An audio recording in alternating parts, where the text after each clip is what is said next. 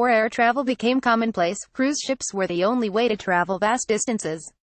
If you had the money, these ships, which you would spend weeks and months on, were the epitome of class and luxury. Sure, nowadays cruise ships boast planetariums and zip lines, but what these floating malls lack is the elegance of yesteryear. Take a look at these stunning pictures of cruise ships in their glory days. Ocean travel used to be a luxurious affair. If you could afford the upper decks, that is. Ships were built with painstaking attention to detail, and meant to resemble the finest hotels on dry land. You'd even get a maid to help you unpack. The architecture was stunning. You could barely tell that you were in the middle of the ocean. Opulence was key. Before airplanes became commonplace, traveling by ship was the only way to cover long distances. People would spend entire months on ships like Greta Garbo and Moritz Stiller, pictured here, traveling from Europe to the US in 1925. So it's no surprise that ships had gyms, no matter how quaint these may seem today. There were other ways to stay fit though, like onboard pools. How stunning is this one? It even has a little fountain.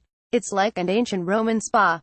Pre-internet and smartphones, people came up with all sorts of ways to pass the time.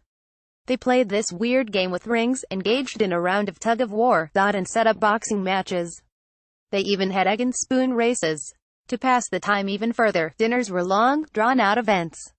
And dining halls were fit for a king. They had detailed murals, incredible skylights, and intricate carvings. They almost looked more like opera houses than cruise ship cafeterias. Accordingly, people got really dressed up. Of course, everyone drank a lot too, because what else was there to do? They do say champagne is good for seasickness. There was dancing, and live music. But mostly there was a whole lot of lounging around. Be it on the decks, in elegant lounge areas, or in cozy reading rooms. Despite being in the middle of the ocean, cruise ships offered all the amenities of the mainland. Passengers could call home, get their laundry done, and even pick up prescriptions at the onboard pharmacy. Kids could be pawned off in the somewhat terrifying playrooms.